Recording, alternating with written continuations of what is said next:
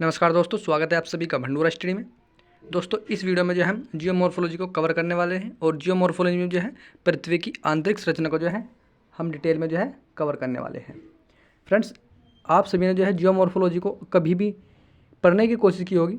आपने भले ही जियोमॉर्फोलॉजी में आपने 2 किताबें पढ़ ली होगी, 4 किताबें पढ़ ली होगी या उससे अधिक भी किताबें आपने कई बार जो है पढ़ ली होगी, लेकिन आपको जो है अच्छे से समझ नहीं आ पाया होगा, कन्फ्यूज़न उसमें जो है बना रहा होगा। तो इसी कन्फ्यूज़न को जो है हम इस वीडियो में दूर करने वाले हैं। तो चलिए फ्रेंड्स, शुरू करते हैं आज की वीडियो। फ्रेंड्स, मैं आपसे वादा कर सकता हूं कि आप इस वीडियो को देखने के बाद जो है जियोमॉर्फोलॉजी में और आपकी जो पृथ्वी की आंतरिक संरचना है उसमें कोई भी जो है कन्फ्यूज़न आपको नहीं रहने वाला है। और सभी वीडियो आपने जो सभी पुस्तकें भले ही कई बार पढ़ ली हो, आपको जो बात उसमें नहीं समझ आई होगी वे मात्र हम आपको इस वीडियो में जो है समझा देंगे। तो फ्रेंड्स, वीडियो को आप अंत तक देखिएगा। तो चलिए शुरू करते हैं आज की वीडियो। तो देखिए, जैसे कि आप जानते हैं पृथ्वी की आंतरिक संरचना, तो पृथ्वी की आंतरिक संरचना को हम जो है कुछ स्रोतों के माध्यम से जो है जानते हैं। तो पृथ्वी की जो आंतरिक संरचना होती है उसको जानने के लिए जो है कुछ स्रोत होते हैं। और उन स्रोतों में क्या होते हैं, देखिए, एक तो आपके होते हैं जो आपके डायरेक्ट यानी प्रत्यक्ष स्रोत, और आपके होते हैं अप्रत्यक्ष स्रोत।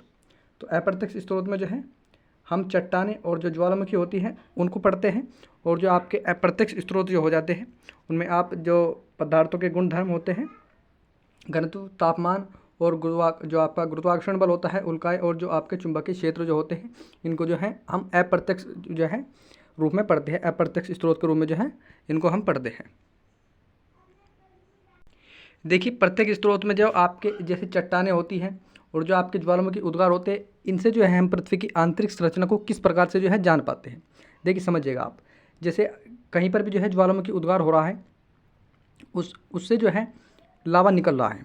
तो लावे को जब हम जो है उस पर रिसर्च करते हैं तो हम जान पाते हैं कि एक्चुअल में जो है पृथ्वी की आंतरिक संरचना जो है किस प्रकार की रही होगी, उसके अंदर क्या द्रव्य है, किसी प्रकार की धातु है या अन्य क्या क्या जो है उसके अंदर पाया जा सकता है। तो उनके जो आपके ज्वालामुखी उद्गार होते हैं उससे जो निकलने वाला लावा है उसको जो है रिसर्च करने के बाद जो है हम इससे डायरेक्ट जो है ये जान पाते हैं। तो इसलिए जो है हम ज्वालामुखी जो उद्गार होता है उसको हम डायरेक्ट जो है स्रोत में रखते हैं, यानी प्रत्यक्ष स्रोत में रखते हैं। इसी प्रकार से चट्टानें, तो आपने देखा होगा जो चट्टानें हैं, चट्टानें जो है जो आपकी प्लेट विवर्तनिका जो होती है उसके तहत वलनदार पर्वत बने होंगे या पर्वत किसी भी प्रकार के जो हो, उसमें जो है आपने देखा होगा कि उसमें पत्थर पाए जाते हैं, अन्य काफ़ी प्रकार की जो है धातु पाए जाते हैं। जब उनकी रिसर्च करते हैं तो हमें पता चलता है कि ये वास्तविक रूप से जो है पृथ्वी की जो है आंतरिक संरचना से निकले हुए हैं। तो इस प्रकार से जो है हम इन्हें जान पाते हैं। इसी प्रकार के जो आपके इसी प्रकार से जो हम जो आपके अप्रत्यक्ष स्रोत है, जैसे आपके पदार्थों के गुणधर्म हो गए, आपका घनत्व, दबाव, तापमान, ये आपके जो है अप्रत्यक्ष स्रोत होते हैं। इनसे भी जो है हम कुछ थोड़ी बहुत जो है जानकारी जो है देख पाते हैं कि जो पृथ्वी की आंतरिक संरचना है वो किस प्रकार की जो है रही होगी।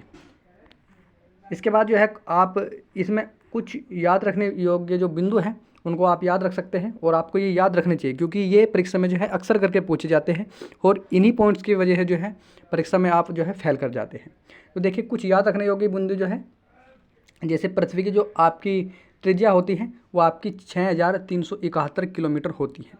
कुछ बच्चों को जो है कन्फ्यूज़न हो जाता है इसमें भी कि पृथ्वी की त्रिज्या जो है किस प्रकार की। मान लीजिए आपकी पृथ्वी है और ये आपका जो सेंटर है, पृथ्वी का जो आपका केंद्र होगा, तो यहाँ से जो आपकी जो दूरी होती है इसको जो है हम त्रिज्या कहते हैं। यानी इसकी जो सेंटर से ऊपरी जो परपटी होती है, क्रस्ट से लेकर जो आपका सेंटर होता है, उसकी जो बीच की दूरी है वो आपकी 6371 किलोमीटर जो है होती है। इसके बाद जो आपका दक्षिण अफ्रीका में है, तो दक्षिण अफ्रीका में जो है सोने की खानें जो हैं पृथ्वी की आंतरिक संरचना को जानने के लिए 3 से 4 किलोमीटर तक जो है गहरी अभी तक की जो है हुई है। इसके अलावा जो हम पृथ्वी की संरचना को, आंतरिक की जो संरचना है उसको जानने के लिए जो कुछ प्रमुख योजनाएं भी जो हमने चलाई हुई है। तो इस प्रकार की जो है टोटल 2 परियोजनाएं हैं। एक आपकी जो हो जाती है डीप ओशन ड्रिलिंग प्रोजेक्ट, और दूसरी जो है आपकी इंटीग्रेटेड जो आपका ओशन ड्रिलिंग प्रोजेक्ट है। इसके अलावा हम अभी तक जो है देखिए पृथ्वी की जो आंतरिक संरचना है, आप एक प्रकार से मानिए यह आपकी जो है पृथ्वी है। हम ऊपर तो जो है हमने जो आपके अगर आकाश में ब्रह्मांड में जाने की कोशिश करें तो हम जो है हवाई जहाज़ या अन्य सैटेलाइट उन माध्यम से भी जो है हम पहुंच चुके हैं। लेकिन अगर हम पृथ्वी की आंतरिक संरचना में हम जाने की कोशिश करें, पृथ्वी को अंदर से जो है हम खोदने की कोशिश करें, ऐसे ऐसे करके जो हम मतलब पृथ्वी के अंदर जाने की अगर हम कोशिश करें, तो हम पाएंगे कि जैसे जैसे जो आपका क्रस्ट है ऊपरी हिस्सा, उसको अगर हम खोदेंगे तो भले ही मतलब कम टेम्परेचर हो, लेकिन अंदर जाने पर जो है धीरे धीरे जितने अंदर जाएंगे टेम्परेचर बढ़ता जाता है। तो ना ही हमारे पास कोई इस प्रकार की अभी तक मशीन जो है उपलब्ध है कि हम पृथ्वी को काफ़ी अंदर तक जो है खोद सके, और ना ही जो है हम एक प्रकार से कह सकते हैं कि मैनुअल रूप से भी जो है खोद सकते हैं। इसके अलावा अगर हम पृथ्वी का जो सबसे निचला यानी पृथ्वी को जो हम अधिकतम कहाँ तक खोद चुके हैं, तो जो है अभी तक का सबसे जो गहरा, ये वीडियो नहीं है, यहाँ पर टाइपिंग में मिस्टेक है, ड्रिल है, जो सबसे गहरा ड्रिल जो है आपका आर्कटिक महासागर का जो कोला क्षेत्र है उसमें जो है अभी तक 12 किलोमीटर गहरा है। तो आप सोचकर चलिए कि देखिए पृथ्वी की जो त्रिज्या है 6300 किलोमीटर गहराई की जो है मान है, और उसमें हमने मात्र 12 किलोमीटर गहराई तक जो है हम खोद चुके हैं। उससे आगे की हमें पता नहीं है। तो मात्र जो 12 किलोमीटर तक, वो भी सिर्फ एक जगह पर जो है ड्रिल हुआ है महासागर में। तो आप किस प्रकार से जो है सिर्फ इसका अनुमान लगा सकते हैं कि जो पृथ्वी की आंतरिक संरचना है वो किस प्रकार की रही होगी या रहती है, किस प्रकार की आंतरिक संरचना है। तो पृथ्वी के जो अंदर क्या क्या जो है विद्यमान है उसको हम जो है सिर्फ अनुमान के जरिए ही जो है जान सकते हैं, क्योंकि सबसे गहरा ड्रिल जो अभी तक 12 किलोमीटर में तक जो है खुदा है। तो पृथ्वी की जो है जो संरचनाएँ हैं उसको हम अभी जो है सही तरीके से आंतरिक रूप से जो है हम नहीं जान सके हैं।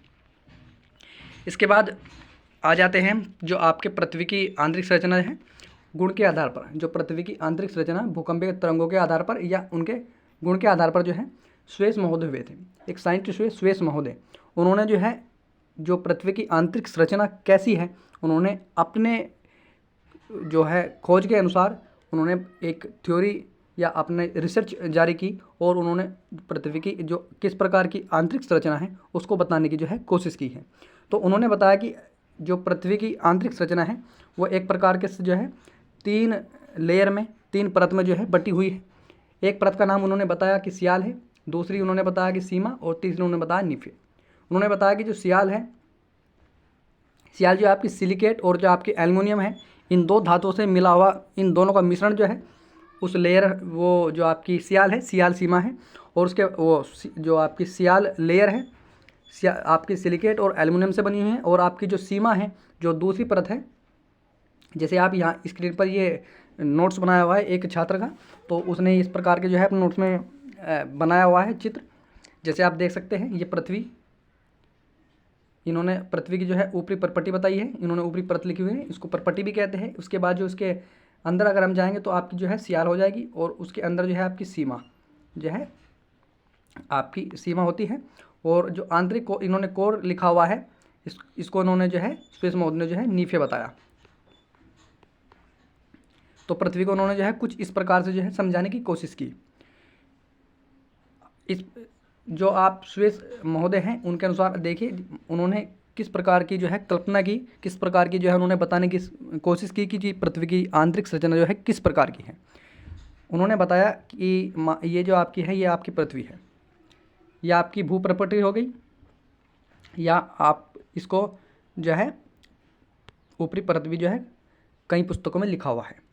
उसके बाद उन्होंने बताया कि जो नीचे की लेयर है, ये भू प्रॉपर्टी से यहाँ तक की जो ये लेयर है, इन्होंने बताया कि ये जो है आपकी सियाल है।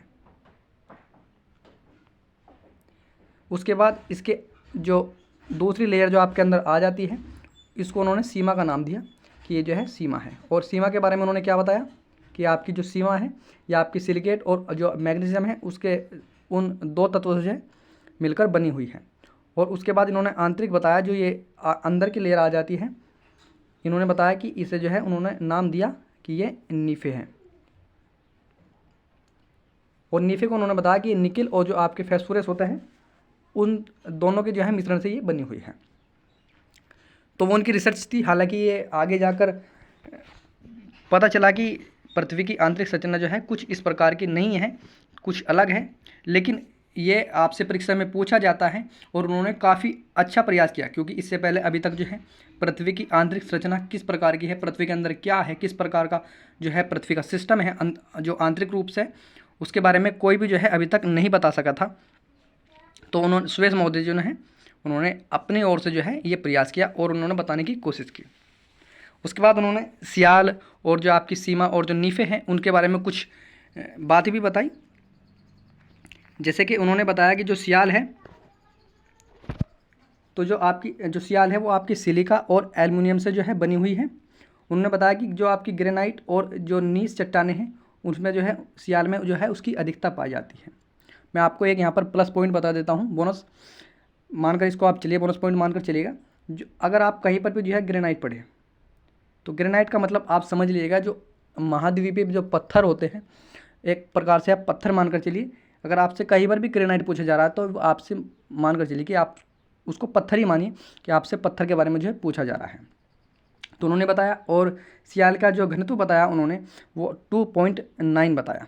इसके अलावा पृथ्वी के जो सभी स्तर जो खंड हैं उन्होंने बताया कि जो पृथ्वी के ऊपरी जो स्थलखंड हैं सभी जो है वो सियाल से जो है मिलकर बने हुए हैं। यानी उन्होंने बताया कि जो ये पृथ्वी है इसकी जो ऊपरी जो परत है ये वाली, तो ये वाली परत जो है आपका जो है एल्युमिनियम और सिलिका से जो है मिलकर बनी हुई है। ये आपकी जो उन्होंने ऊपरी परत बताने की कोशिश की। उसके बाद जो दूसरी लेयर आ जाती है उसको उन्होंने सीमा नाम दिया, और जो आपके लास्ट में जो आपकी उन्होंने अंदर जो केंद्र की ओर उन्होंने बताई उसको उन्होंने नाम नीफे दिया। तो ये उन्होंने बताने की कोशिश की। इसके बाद जो उन्होंने दूसरी सीमा के बारे में बताया, जो दूसरी लेयर थी उसको उन्होंने सीमा नाम दिया था। उसके बारे में उन्होंने बताया कि जो सीमा होती है उसका जो घनत्व है 2.9 से लेकर जो है 4.7 है। और इसके अलावा उन्होंने बताया कि बेसाल्ट, गैब्रो और जो आग्नेय चट्टानें हैं उनसे जो है निर्मित हुई है। यहाँ पर जैसे कि हमने अभी आपको बताया कि जो आपकी ग्रेनाइट जो होती है, ग्रेनाइट एक प्रकार से जो है पहाड़ी पत्थर है। उसी प्रकार से जो आप अगर कहीं पर बेसाल्ट या गैब्रो जो आप सुने तो आप मानकर चलिए जो आप जो महासागर देखते हैं उन महासागरों की तली में जो पत्थर पाए जाते हैं उनके बारे में आप उनको मानकर चलिए। तो अगर आप बेसाल्ट के बारे में सुने तो जो समुद्री पत्थरों के बारे में बात की जा रही है, और अगर आपको ग्रेनाइट के बारे में बात की जा रही है तो आप मानिए कि पहाड़ों के जो ऊपरी पत्थर होते हैं उनके बारे में जो है बात की जाए। इसके अलावा उन्होंने बताया कि सिलिका और मैग्नीशियम की जो है इसमें प्रमुखता पाई जाती है, और जो सियाल है, सियाल से निर्मित जो महाद्वीपीय सीमा है वो तेराव की स्थिति में है। यानी उन्होंने बताया कि जो सियाल है वो सीमा के ऊपर जो है तैर रही है। पृथ्वी की जो ऊपरी परत है यानी जो पहाड़ी है वो एक प्रकार से जो आपकी सीमा है, सीमा के ऊपर जो है तैर रही है। जिस प्रकार से समुद्र में या नदी में या किसी झील में आपने देखा होगा कि उसके ऊपर जो है एक प्रकार से नाव तैरती रहती है। तो उन्होंने बताया कि ये जो महाद्वीप हैं ये सीमा के ऊपर जो है तैर रहे हैं, तैराव की स्थिति में। तो ये आपको याद रखना है। इसके बाद उन्होंने अगला बताया नीफे, जो उन्होंने पृथ्वी की जो सबसे निचली जो उन्होंने परत बताई, ये सेंटर वाली जो उन्होंने परत बताई उसको उन्होंने नीफे नाम दिया था। और नीफे के बारे में उन्होंने बताया कि ये जो है पृथ्वी की केंद्रीय परत है, क्योंकि ये सेंटर में पाई जा रही है। तो ये आप उन्होंने केंद्रीय परत बताई, और उन्होंने बताया कि इसमें निकिल तथा जो फेरस होते हैं उससे ये निर्मित हुई है। और इसका जो है पृथ्वी का ये जो इसकी स्थिति है, ये जो पृथ्वी की चुंबकीय शक्ति होती है उसका जो है कारण है। यानी पृथ्वी के अंदर जो चुंबकीय शक्ति पाई जाती है उस चुंबकीय शक्ति का कारण जो है उन्होंने बताया कि ये नीफे हैं, इस परत के कारण जो है पृथ्वी के अंदर चुंबकीय शक्ति एक प्रकार से जो है पाई जाती है। और उन्होंने बताया कि पृथ्वी का जो घनत्व है वो लगभग 12 किलोमीटर का पृथ्वी का जो घनत्व है उन्होंने 12 बताया। कभी कभार जो है फ्लो में थोड़ा। इसके बाद जो आपका नेक्स्ट आ जाता है पृथ्वी की जो है भूकंपीय तरंगों के आधार पर जो है पृथ्वी की आंतरिक संरचना जो है किस प्रकार की हो। तो देखिए उसके बाद देखिए मैं आपको बता दूं, यहीं पर जो है आकर बच्चों को कन्फ्यूजन काफ़ी हो जाता है। अभी हमने आपसे डिस्कस किया कि जो सुरेश महोदय थे उन्होंने पृथ्वी की आंतरिक संरचना को जो है 3 भागों में बांटा, 3 प्रकार की बताया। लेकिन यहाँ पर जो आप देखोगे भूकंपीय तरंगों के आधार पर जो आधुनिक पृथ्वी की संरचना है, यानी जो पृथ्वी की आधुनिक संरचना के आधार पर जो है क्या बताया कि पृथ्वी जो है अलग नीफे नीफ जो आपकी सीमा नीफे तो है ही, इसके आधार पर उन्होंने कुछ और बताया। ये जो है ये एक बच्चे का नोट्स बना हुआ है, उसका मुझे काफ़ी अच्छा लगा, तो उसका मैंने पिक जो है यहाँ पर लगा दिया। अब इसको आप समझने की कोशिश कीजिए। जो आधुनिक संरचना जो पृथ्वी की मानी जाती है, उसके तहत जो है बताया जाता है कि पृथ्वी 3 नहीं बल्कि 5 परतों से जो है मिलकर बनी हुई है। देखिए इस चित्र के आधार पर क्या बताया जा रहा है, आप समझिए। मान लीजिए ये जो है ये आपकी पृथ्वी है, ये आपकी भूपृष्ठ जो आपकी सबसे ऊपरी परत हो गई, जो सबसे ऊपरी परत है भूपर्पटी, ये आपकी जो है परपटी हो गई, यानी आपकी जो है क्रस्ट हो गई। इसके बाद इसके अंदर उन्होंने बताया इस आधुनिक संरचना के आधार पर जो है कि इसके अंदर जो है ये मेंटल हो गया, ये आपका बाह्य मेंटल हो गया। तो ये जो है इसके तहत जो है आपको बाह्य मेंटल बताया। इसके बाद जो नेक्स्ट आपका आ जाता है, उन्होंने बताया कि आपका आंतरिक मेंटल है, और उसके बाद आपका जो है बाह्य कोर और आपका जो है आंतरिक कोर। इस प्रकार से जो है कुछ इस प्रकार से इस चित्र में जो है समझाने की कोशिश की जा रही है। देखिए जैसे कि आप इसको मैं थोड़ा जो है जूम कर देता हूँ। देखिए जैसे आप देख रहे हैं जो सबसे पृथ्वी की जो ऊपरी परत जो है इन्होंने बताया हुआ है कि ये जो है आपकी क्रस्ट है, भूपर्पटी है।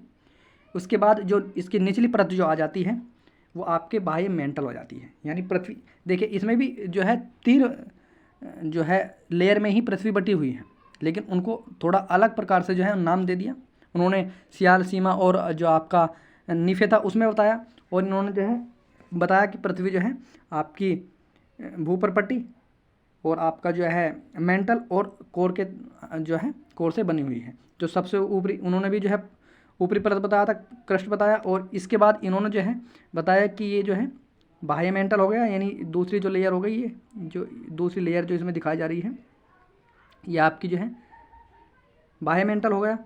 और इसके बाद आपका जो नेक्स्ट जो दूसरी लेयर आपकी तीसरे नंबर पर जो लेयर आई हुई है ये आपकी आंतरिक मेंटल हो गया। और इसके बाद आपका जो है नीचे ये आपका जो है कोर हो जाता है, बाह्य कोर, और इसके बाद जो है नेक्स्ट जो हो जाता है वो आपका आ जाता है आंतरिक कोर। तो इसमें भी जो है उन्होंने कुछ बताने की कोशिश की। देखिए जो पृथ्वी की आधुनिक संरचना है उसमें जो है जो आपकी ये भूपर्पटी बताई जो आपकी ऊपर से लेकर जो नीचे तक है, यानी भूपर्पटी जो है ऊपर से लेकर 35 किलोमीटर की गहराई तक जो है भूपर्पटी मानी जाएगी। क्योंकि देखिए उन्होंने बताया जो श्वेत महोदय थे उन्होंने बताया कि जो सीमा है वो आपकी सिलिकेट और एल्युमिनियम से मिलकर बनी हुई है, सीमा आपकी सिलिकेट और मैग्नीशियम से बनी हुई है, और नीफे निकेल और फास्फोरस से मिली हुई है। तो उसमें हम पता लगा सकते हैं कि जहाँ पर जो आपकी सियाल और जो जहाँ तक सियाल की सीमा होगी वहाँ पर सिलिकेट और एल्युमिनियम की जो अधिकता पाई जाएगी, उसके बाद जो दूसरे मैग्नीशियम की अधिकता हो जाएगी तो सीमा आ जाएगा। इसी प्रकार से जो है हम कैसे माने कि भूपर्पटी कहाँ तक है, आपका बाह्य मेंटल कहाँ तक है, आंतरिक मेंटल कहाँ तक है, बाह्य कोर और आपका आंतरिक कोर जो है किस यानी कहाँ तक जो है माना जाए। तो उन्होंने बताया कि जो भूपर्पटी है ऊपर से लेकर 35 किलोमीटर की गहराई तक जो है भूपर्पटी मानी जाएगी। और उसके बाद जो है आपका जो आ जाता है बाह्य मेंटल। तो बाह्य मेंटल जो है 35 किलोमीटर की गहराई से लेकर के जो है 900 किलोमीटर तक की जो है गहराई तक आपका बाह्य मेंटल माना जाएगा, और 900 से 2900 किलोमीटर की गहराई तक जो है आपका आंतरिक मेंटल माना जाएगा, और आपका जो 2900 से लेकर जो है 5200 किलोमीटर की गहराई तक जो है बाह्य कोर माना जाएगा। और जो आपका 5200 किलोमीटर से लेकर जो है जो सेंटर है, हमने आपको बताया कि त्रिज्या जो है 6371 किलोमीटर जो है पृथ्वी की है। तो सेंटर बिल्कुल आप पृथ्वी के बिल्कुल निचले भाग पर जो है आप पहुंच जाएंगे, तो उस तक जो है 6300 किलोमीटर तक जो है आपका आंतरिक कोर माना जाएगा। तो आप इसको नोट कर सकते हैं और नोट कर लीजिए, क्योंकि ये आपसे परीक्षा में पूछा जाता है। तो भूपर्पटी जो आपकी हो जाएगी वो आपकी 35 किलोमीटर की गहराई तक हो जाएगी, और जो आपका बाह्य मेंटल हो जाएगा वो 900 किलोमीटर की गहराई तक हो जाएगा। जो आंतरिक मेंटल है वो आपका 2900 किलोमीटर तक, और जो आपका जो बाह्य कोर है वो आपका 5200 किलोमीटर तक, और जो आपका आंतरिक कोर जो हो जाता है वो आपका 6371 किलोमीटर की गहराई तक जो है हो जाएगा। इसके बाद जो है हम नेक्स्ट चलते हैं। इसके बाद जो है उन्होंने बताया कि जो पृथ्वी की जो पृथ्वी की भूकंपीय तरंगों के आधार पर जो है पृथ्वी की आंतरिक संरचना, आधुनिक संरचना, हालांकि ये भी आधुनिक संरचना है, लेकिन जो है उसका उन्होंने जो है वर्गीकरण करने की कोशिश की।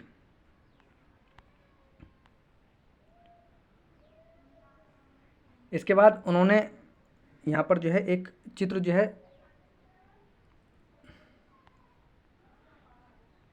है यहाँ पर हमने लगाया था, या लगाना शायद रह गया है।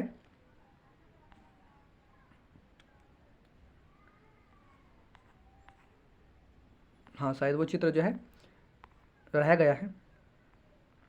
चलो उसको हम ऐसे ही समझाते हैं। देखिए, जो आपकी जो पृथ्वी की आंतरिक संरचना है उसको जो है कुछ वर्गीकरण जो है उसमें किया गया है। ठीक है, जो आपका जो भूकंपीय तरंगों के आधार पर जो है उसको 3 वर्गों में जो है वर्गीकरण किया गया था। उसको जो हमने आपको समझा है, यानी जो पृथ्वी की आंतरिक संरचना है उसको जो है 3 पार्टों में जो है डिवाइड किया गया था। एक आपका हमने बताया आपका जो है क्रस्ट हो जाता है, और जो आपका दूसरा जो था वो आपका मेंटल, और तीसरे नंबर पर जो है जो आपका था कोर। तो ये हमने इस आधार पर जो है हमने आपको समझाया जो पृथ्वी की जो ऊपरी संरचना हो जाती है, जो पृथ्वी की जो आपकी ऊपरी परत हो जाती है, सबसे ऊपरी परत को क्रस्ट कहा। उसके बाद जो आपकी नेक्स्ट आ जाती है वो आपकी मेंटल है, और तीसरी इसमें कोर आ जाती है। जो आपका बाह्य होगा वो बाह्य मेंटल हो गया, और जो आंतरिक हो गया, जो नीचे होगा, निचले भाग को जो है आंतरिक जो है मेंटल कह दिया। इसी प्रकार से जो कोर को है, जो बाहर वाला हिस्सा है, जो ऊपरी वाला हिस्सा है उसको बाह्य कोर कह दिया, जो अंदर वाला हिस्सा है उसे आंतरिक कोर जो है नाम दे दिया। इसी प्रकार से जो है पृथ्वी को एक प्रकार से जो है और डिवाइड किया जाता है। पृथ्वी को जो है एक प्रकार से जो है और डिवाइड किया जाता है। उसको जो है थोड़ा मैं यहाँ पर देखिए समझाने की कोशिश कर रहा हूँ, ध्यान दीजिएगा, क्योंकि किसी भी किताबों में जो है आपको इस प्रकार से नहीं समझाया जा सकता जिस प्रकार से जो है मैं यहाँ पर समझाने की आपको कोशिश कर रहा हूँ। देखिए गौर दीजिएगा। जो आप देखते हैं पृथ्वी कुछ इस प्रकार की जो है दिखा देती है।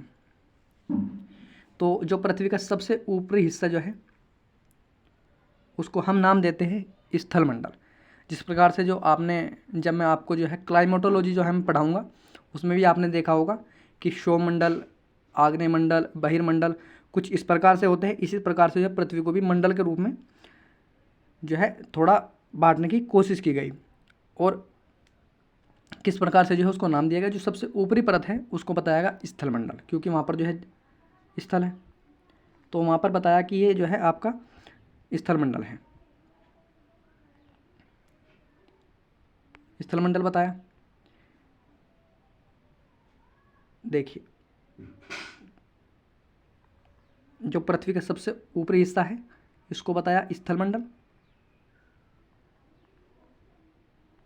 इसके बाद जो इसकी दूसरी जो लेयर आ जाती है, जो दूसरी परत उन्होंने बताने की कोशिश की, उसको उन्होंने नाम दिया दुर्बलता मंडल।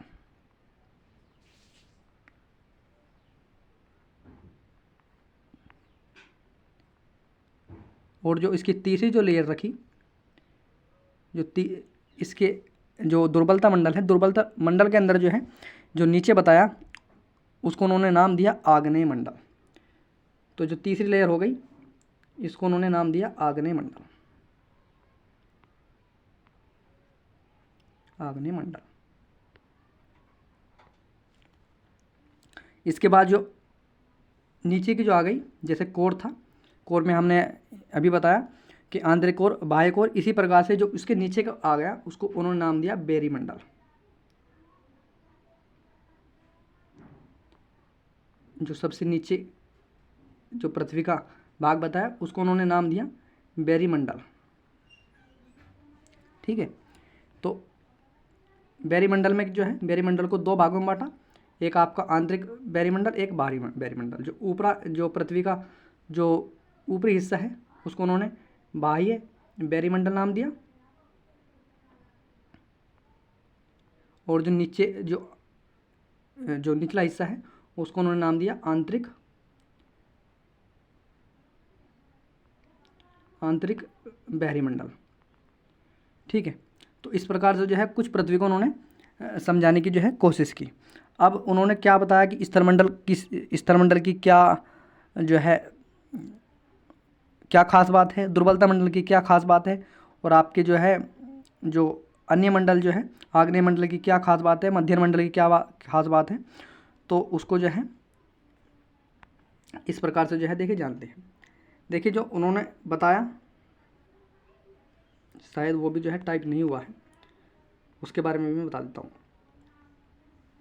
देखिए उन्होंने क्या बताया, जो आपका स्थलमंडल है, स्थलमंडल जो है सतह से, स्थलमंडल के बारे में उन्होंने बताया, आप इसको नोट कर सकते हैं कि सतह से जो है, सतह से 100 किलोमीटर, यानी सतह से 100 किलोमीटर तक जो है इसकी गहराई पाई जाती है। इसके अलावा क्रस्ट एवं ऊपरी मंडल, जो जैसे कि हमने अभी एक प्रकार से जिसको बांटा था, यानी क्रस्ट और जो आपका दूसरे जो ऊपरी मंडल है, जो आपका ऊपरी मेंटल आती है, ऊपरी मेंटल जो है इसके अंतर्गत होती है। इसके अलावा ठोस ये अवस्था में जो है पाया जाता है, यह जो है ठोस अवस्था में जो है पाया जाता है। तो आप इसको जो है नोट कर लीजिए, ऊपर जो है नोट लिखिएगा आप स्थल मंडल,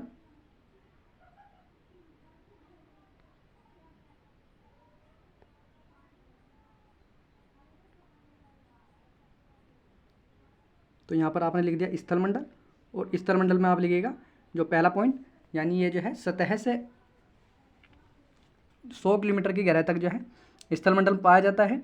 और इसमें जो है आपका जो ऊपरी जो परपट्टी थी, भूपरपट्टी यानी जो क्रस्ट थी, और ऊपरी परत जो है उसके अंदर जो है विद्यमान होती है, यानी माना जाता है। और जो आपका स्थल मंडल है वो ठोस अवस्था में जो है पाया जाता है। इसके बाद जो दूसरा मंडल आ जाता है वो आपका आ जाता है दुर्बलता मंडल। तो देखिए दुर्बलता मंडल,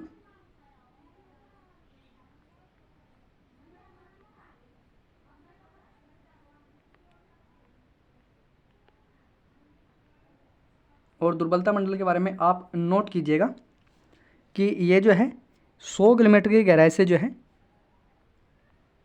400 किलोमीटर की गहराई तक जो है पाया जाता है, यानी 100 किलोमीटर की गहराई से 400 किलोमीटर की गहराई तक जो है आपका दुर्बलता मंडल पाया जाता है। ऊपरी मेंटल का जो हिस्सा होता है, जो आपका ऊपरी मेंटल है, ऊपरी मेंटल का हिस्सा इसके अंदर जो है पाया जाता है।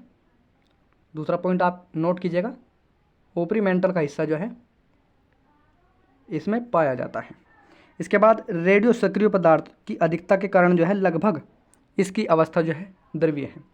तो तीसरा पॉइंट आप नोट कीजिए, रेडियो सक्रियता, जो आपके रेडियो सक्रिय पदार्थ होते हैं उनकी अधिकता के कारण जो है लगभग इसकी अवस्था द्रवीय होती है। तीसरा पॉइंट नोट कीजिए, जो इसकी अवस्था होती है ये जो है आपका द्रवीय अवस्था में जो है पाया जाता है। और द्रवीय अवस्था इसकी किस कारण होती है, तो द्रवीय अवस्था जो है इसके अंदर जो है रेडियो सक्रिय पदार्थ होते हैं, और रेडियो सक्रिय पदार्थ के कारण जो है ये द्रवीय अवस्था में पाया जाता है। इसके बाद जो नेक्स्ट पॉइंट आप इसमें नोट करेंगे, दुर्बलता मंडल पर ही जो है स्थल मंडल यानी प्लेट तैरता रहता है। दुर्बलता मंडल पर ही जो है जो आपका स्थल मंडल है वो तैरता रहता है। जैसे कि उन्होंने बताया, जो स्वेज महोदय थे उन्होंने बताया कि आपका जो सियाल है वो सीमा के ऊपर तैरता रहता है। इस थ्योरी में बताया जा रहा है कि जो दुर्बलता मंडल है, दुर्बलता मंडल पर ही जो है आपका जो स्थल मंडल है वो तैरता रहता है। किस प्रकार से, देखिए जो आपका दुर्बलता मंडल है, मान लीजिए ये आपका दुर्बलता मंडल है, और ये आपका जो है जो आपका आ जाता है स्थल मंडल है। इसको थोड़ा मैं दोबारा बनाता हूँ। इस प्रकार की जो है कुछ पृथ्वी है। तो ये आपका जो है स्थलमंडल हो गया।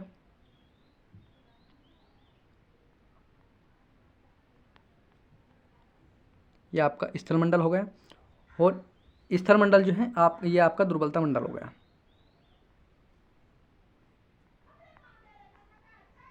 तो दुर्बलता मंडल जो है, इस दुर्बलता मंडल के ऊपर जो है आपका ये स्थलमंडल जो है तैर रहा है।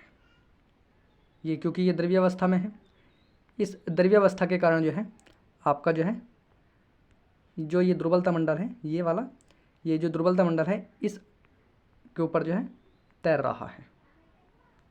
तो ये आपको याद रखना है। इसके बाद इसमें आप एक पॉइंट और नोट कीजिएगा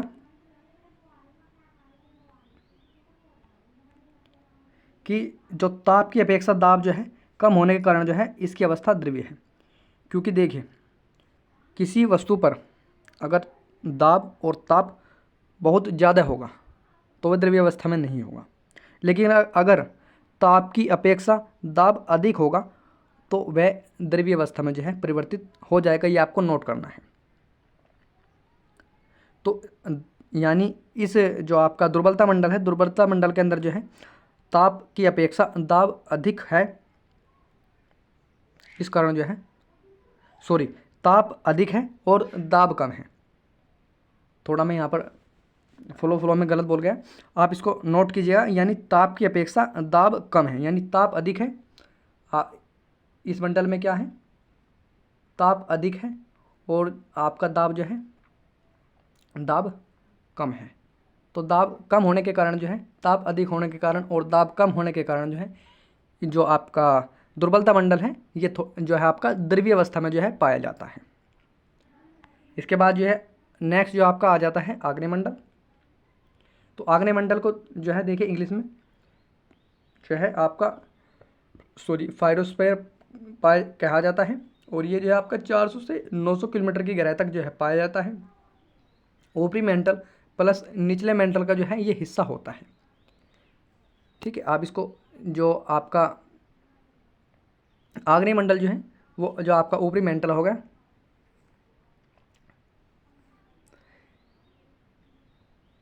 देखिए ऐसे जो आपका ये मेंटल है, ऊपरी मेंटल और जो निचला मेंटल है, इन दोनों के अंदर जो है ये इन दोनों का हिस्सा जो है इसके अंदर पाया जाता है। तो ऊपरी मेंटल और आपका निचला मेंटल का हिस्सा जो है इसके अंदर पाया जाता है। इसके अलावा जो है दाब में अधिकता के कारण ठोस अवस्था में है।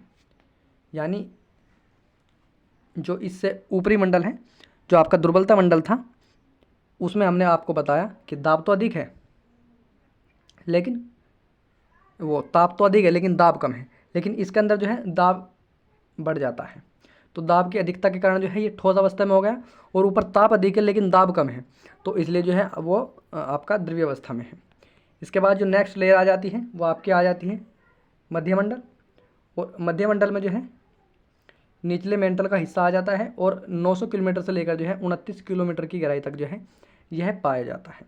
इसके बाद जो नेक्स्ट आ जाता है आपका आ जाता है बाह्य गहन मंडल, यानी एक्सटर्नल बैरिस्फेयर। और इसमें जो है आपका 2900 से लेकर जो है 5150 किलोमीटर तक की जो है, यानी ये तो आपको याद ही रहेगा क्योंकि इसमें कोर, बाह्य कोर, आंतरिक कोर की बिल्कुल सेम वही पोजीशन है। बस आपको याद रखना है कि मध्यमंडल और जो आपका बाह्य गहन मंडल इसके अंदर पाया जाता है। ताप की अधिकता के कारण जो है ये भी द्रव्य अवस्था में है। यानी जो आपका दुर्बलता मंडल है उसमें ताप अधिक है, दाब कम है। और इसी प्रकार से जो है आपका जो बाह्य गहन मंडल जो आ जाता है, बाह्य गहन मंडल में भी जो है आपका ताप की अधिकता के कारण जो है द्रव अवस्था में जो है ये पाया जाता है। इसको आप नोट कीजिएगा। इसके बाद जो तीसरा आपका आ जाता है वो आपका आ जाता है आंतरिक गहन मंडल। और ये भी जो है आपका 5150 किलोमीटर से लेकर जो है केंद्र की गहराई तक जो है होता है। और ये दाब की, यानी इसके अंदर पूरी पृथ्वी की यानी सभी लेयर का दाब इसके अंदर आ गया, तो दाब की अधिकता के कारण जो है ये आपका ठोस अवस्था में जो है आ जाता है। ठीक है, तो आपको याद रखना है स्थल मंडल तो एक हो ही गया।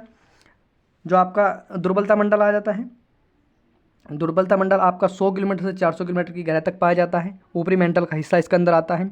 रेडियो सक्रिय पदार्थी जो रेडियो सक्रिय पदार्थ होता है उनकी अधिकता के कारण जो है लगभग द्रव्य अवस्था में है। दुर्बलता मंडल पर ही यह स्थल मंडल तैरता है और ताप की अपेक्षा जो है दाब कम होने के कारण जो है वह द्रव अवस्था में। इसी प्रकार से आग्नेय मंडल जो है 400 से 900 किलोमीटर तक की गहराई तक पाया जाता है। ऊपरी मेंटल प्लस निचला मेंटल का हिस्सा जो है इसके अंदर आता है। दाब की अधिकता के कारण जो है ठोस अवस्था में है। इसके बाद आपका आ जाता है मध्य मंडल, और मध्य मंडल में क्या है आपका निचले मेंटल का हिस्सा होता है और 900 किलोमीटर से 900 किलोमीटर से जो है आपका 2900 किलोमीटर की गहराई तक जो है ये पाया जाता है। इसके बाद आता है जो आपका बाह्य मंडल, बाह्य ज्ञान मंडल, और बाह्य ज्ञान मंडल में हमने आपको बताया कि 2900 है, 5100 किलोमीटर की गहराई तक है और दाब की अधिकता के कारण जो है ये भी आपकी द्रव अवस्था में है। और जो आपका आंतरिक ज्ञान मंडल जो है 5100 किलोमीटर से केंद्र तक जो है और दाब की अधिकता के कारण भी जो है ठोस अवस्था में पाया जाता है। तो ये आपको याद रखना है। इसके बाद आ जाती है कुछ असंबद्धताएं। अब आपको असंबद्धताएं कुछ इस प्रकार से समझना है। मान लीजिए ये आपकी पृथ्वी है, ठीक है। इस पृथ्वी को कुछ इस प्रकार से काटा जा रहा है, इस पृथ्वी को कुछ इस प्रकार से काटा जाए कि वो कुछ इस प्रकार की फॉर्म में आ जाए, ठीक है। अब इसमें जो है जैसे हमने बताया आपको कि स्थल मंडल है, दुर्बलता मंडल है, आग्नेय मंडल है, मध्य मंडल, बाह्य बैरीमंडल, आंतरिक बैरीमंडल। इसके कारण जहाँ से ये शुरू होता है और जहाँ से दूसरी जो है स्फीयर शुरू हो जाता है, दूसरा मंडल जो शुरू होता है, उसके बीच में एक लेयर हो, वो जो है सीमा होगी। तो उस सीमा को जो है कुछ साइंटिस्टों ने खोजा और उस खोज के कारण जो है उन्हें उनका नाम दिया गया। जैसे कि आप देख पा रहे हैं, ये आपका जो हिस्सा है ये वाला हिस्सा जो है आपका पहाड़ी हिस्सा, इसमें लिखा हुआ है नोट्स, ठीक है। यानी ये आपका महाद्वीपीय भाग हो गया। ये जो है आपका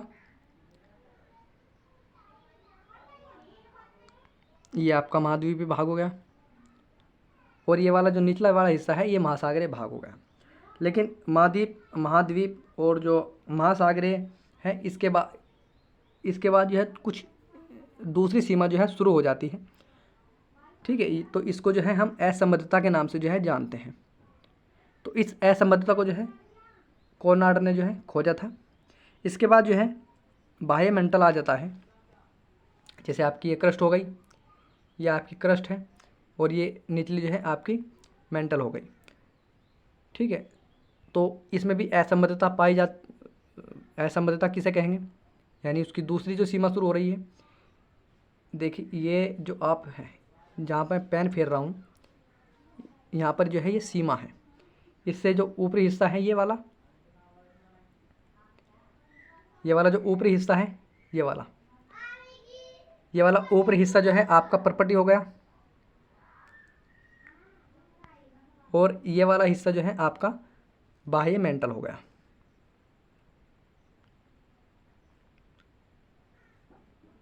ये वाला हिस्सा जो है आपका बाह्य मेंटल हो गया। इसके बाद जो है जहाँ पर ये मैं पेन फेर रहा हूँ ग्रीन वाली, ये वाली, क्योंकि इसका तो हिस्सा यहाँ तक हो गया ये वाला। लेकिन ये सीमा जो है ये वाली जो सीमा है, ये वाली जहाँ पर मैं पेन फेर रहा हूँ, ये जो सीमा है इस सीमा को जो है असंबद्धता कहा गया। इसी प्रकार से यानी सभी लेयर के बीच में जो सीमा, जहाँ से एक लेयर की सीमा खत्म हो रही है दूसरी लेयर की सीमा प्रारंभ हो रही है, उसके बीच में एक असंबद्धता पाई जाती है, उसे जो है असंबद्धता नाम दिया गया। और इन सभी असंबद्धताओं को जो है अलग अलग साइंटिस्टों ने जो है खोजा है, तो उनके नाम से जो है इन्हें जाना जाता है। तो ये जो आपका महाद्वीप और जो महासागर है इनके बीच में जो आपकी असंबद्धता है वो कोर्नाड महोदय ने जो है खोजी थी। इसके बाद दूसरी जो असंबद्धता है वो आपकी जो है मोहरविक ने खोजी थी। इसके बाद दूसरी रैप्टी ने खोजी, जो आपकी जो आंतरिक मेंटल और बाह्य कोर के बीच में जो असंबद्धता पाई जाती है वो रैप्टी साहब ने खोजी। और जो आपकी बाह्य कोर से लेकर आंतरिक कोर के बीच है वो आपकी गुटेनबर्ग ने जो है खोजी। जो है उसकी खोज की, और सबसे निचली जो है वो लेहमान ने जो है इसकी खोज की। तो इसके लिए जो है एक ट्रिक भी है, ट्रिक जो है सीएम रोज गिफ्ट लेता है। तो उसमें क्या हो जाएगा, देखिए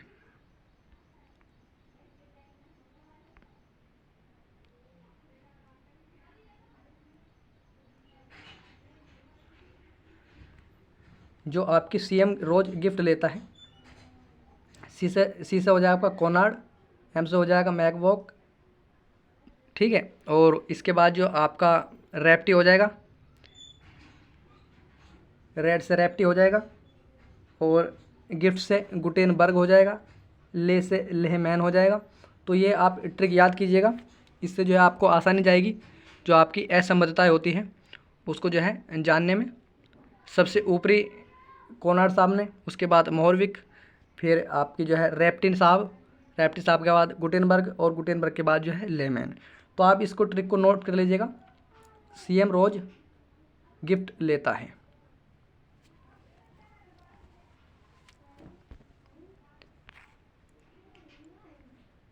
इसके बाद जो है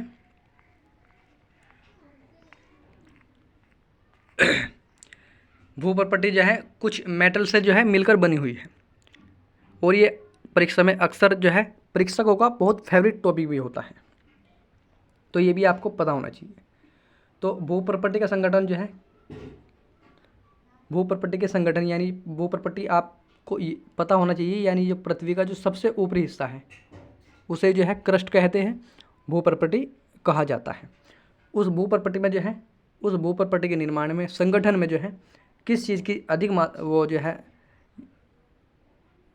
सहयोग है, तो देखिए ऑक्सीजन जो है भूप्रपट्टी में 46.81% जो है पाया जाता है, सिलिका इसमें 27.7% पाई जाती है, एल्युमिनियम 8.13%, लोहा 5%, और जो आपका कैल्शियम है वो 3.6% जो है पाया जाता है।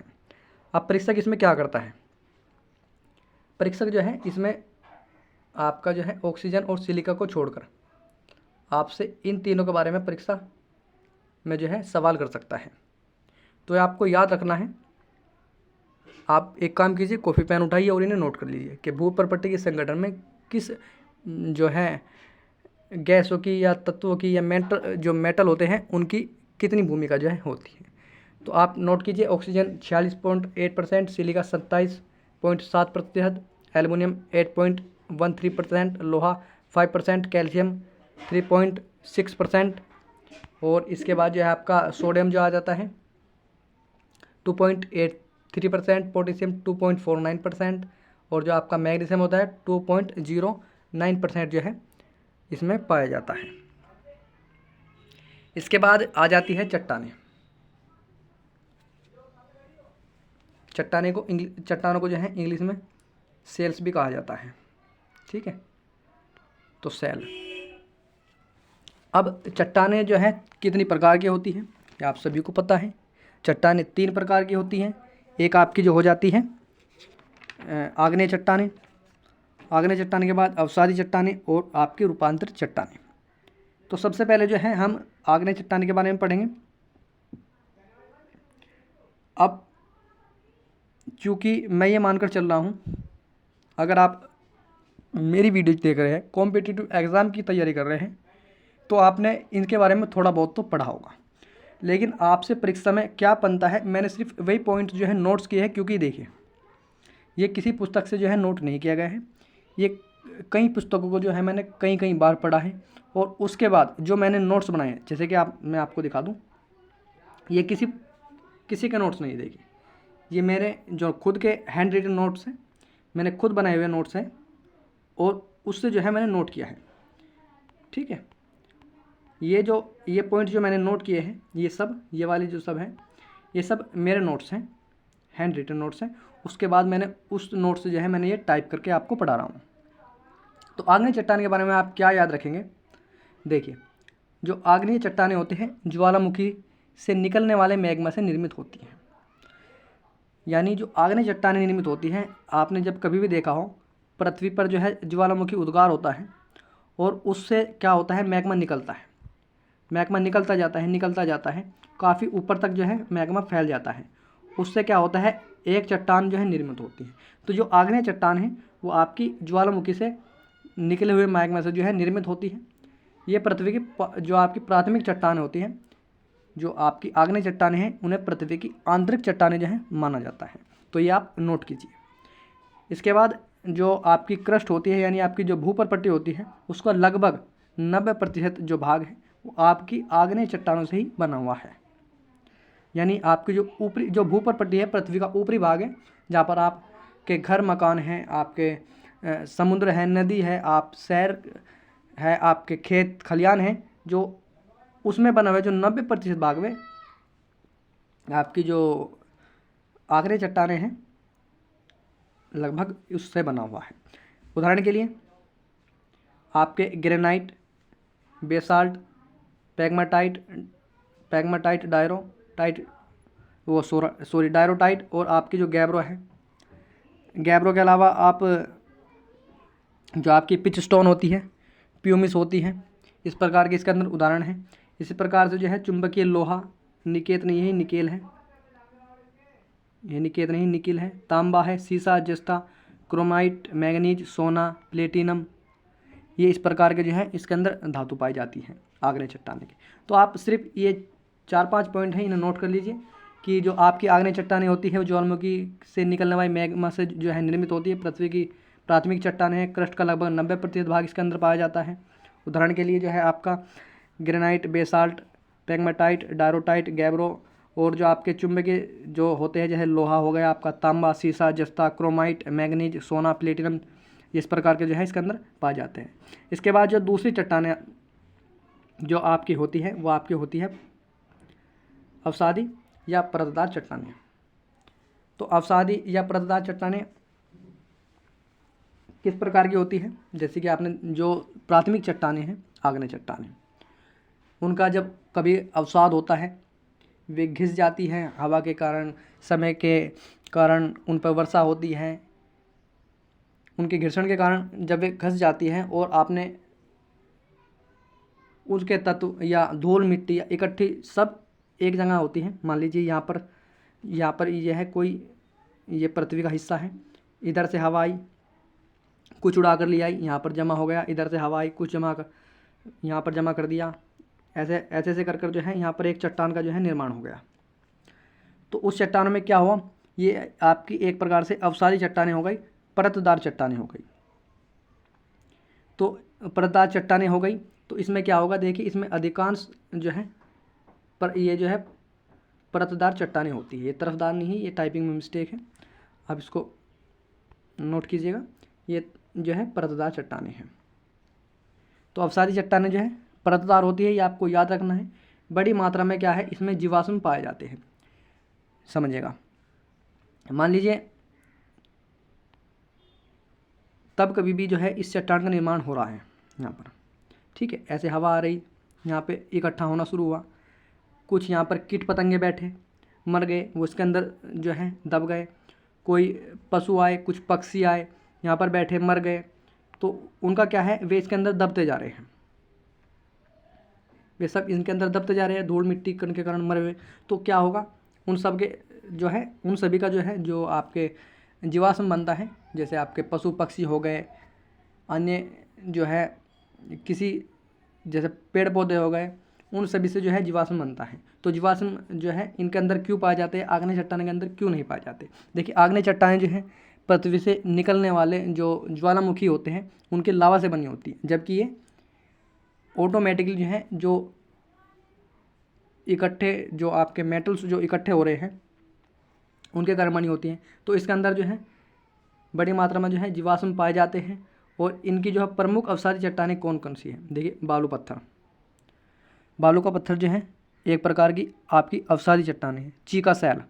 चीका सैल चट्टानें क्या है, आपकी अवसादी चट्टान है, परतदार चट्टानें उन्हें कहा जाता है। चूना पत्थर भी जो है आपकी अवसादी चट्टानों के अंदर गिने जाते हैं और होते हैं, और परतदार चट्टानें जो है ये होती हैं। इसके अलावा जो आपकी खड़िया हो गई, खड़िया नमक जो हो गया, आपने देखा भी होगा, तो ये भी जो है आपकी अवसादी चट्टानों के अंदर जो है पाई जाती हैं। इसके बाद आपकी आ जाती है रूपांतरित चट्टानें। तो रूपांतरित जो आपकी रूपांतरित चट्टानें होती हैं,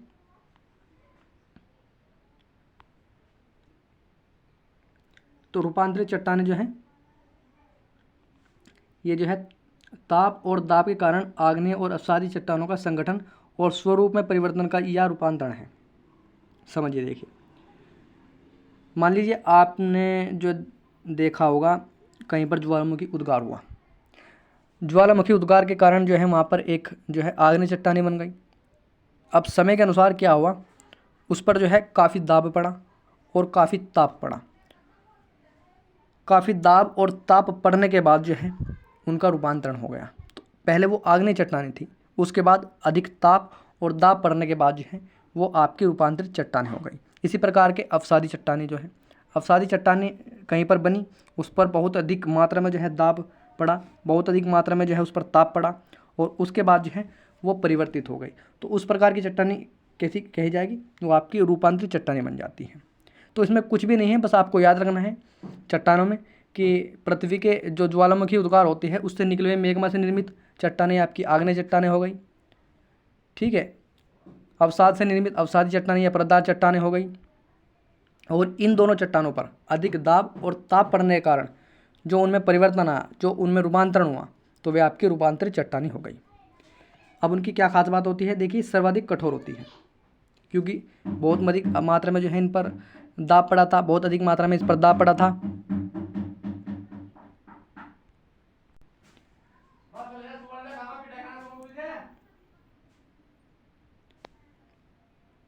देखिए, बहुत अधिक मात्रा में जो है ये सर्वाधिक कठोर होती है, इनके अंदर जीवाश्म नहीं पाया जाता। देखिए, जो आपकी अवसादी चट्टानें थी, जो परतदार चट्टानें थी, उनमें क्या हुआ था, जीवाश्म दब गए थे, पशु पक्षी दब गए थे, तो इस कारण उनके अंदर जो है जीवाश्म पाया जाता था। लेकिन इनके कारण इसमें क्या हुआ, जो भी चट्टानें थी उसमें बहुत अधिक जो है दाब पड़ा, बहुत अधिक मात्रा में दाब पड़ा, उसके कारण जो है इनका रूपांतरण हो गया। तो देखिए, जो आपकी आग्नेय चट्टानें हैं वो आपके पृथ्वी से जो ज्वालामुखी के द्वारा आपका जो मैग्मा निकल रहा है, लावा जो है निकल रहा है, उसमें तो आपका पता है कि उसमें जीवाश्म नहीं पाया जाने वाला, और बहुत अधिक दाब और ताप के कारण जो है ये रूपांतरित हो गई, परिवर्तित हो गई, तो उसके अंदर भी जो है आपको जीवाश्म नहीं पाया जाएगा। तो आपको याद रखना है, आग्नेय चट्टानें और जो आपकी रूपांतरित चट्टानें होती हैं उनके अंदर जो है जीवाश्म नहीं पाए जाते, मात्र जो है आपकी अवसादी चट्टानें या परतदार चट्टानें के अंदर जो है अवसाद जो है आपके जीवाश्म पाए जाते हैं। और जैसे आपका हीरा हुआ, हीरा आपका रूपांतरित चट्टानें है। संगमरमर हो गया, जैसे कि आपने देखा हो टाइल्स पत्थर, ये एक प्रकार की संगमरमर ही है, आपने मकानों में भी लगाया होगा, तो ये जो है रूपांतरित चट्टानों का ही उदाहरण है। अभ्रमक हो गया, क्वार्टरजाइट हो गए, तो ये जो है आपकी एक प्रकार की क्या है, रूपांतरित चट्टानें हैं। तो इसके बाद जो है नेक्स्ट पार्ट में महाद्वीप और आपके महासागरों की उत्पत्ति किस प्रकार से हुई उसको काफ़ी बेहतर तरीके से जो हम आपको समझाने वाले हैं। नेक्स्ट वीडियो उसकी तैयार हो रही है। तो आई होप आपको वीडियो पसंद आई होगी। अगर आपको वीडियो पसंद आए तो वीडियो को लाइक कीजिए, चैनल को सब्सक्राइब कीजिए और इन वीडियो को अपने दोस्तों में ज़्यादा से ज़्यादा शेयर जरूर कीजिए। तब तक के लिए धन्यवाद, मिलते हैं हम अगले वीडियो में।